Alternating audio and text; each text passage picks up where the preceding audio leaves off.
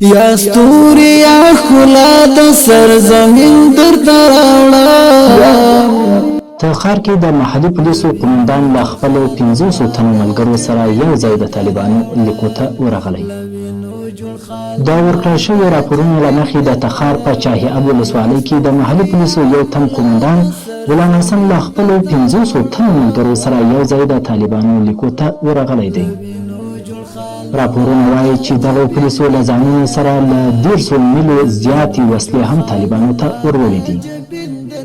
د یادونې وړ ده چې د دوحې د توافقنامې تر لاسلیک وروسته د طالبانو مشر شیخ هیبت الله اخندزاده افغان حکومت ته د عمومي عفو اعلان وکړ چې له دې اعلان راوروسته سلګونه سرتیري د طالبانو لیکو ته ورغلي دي.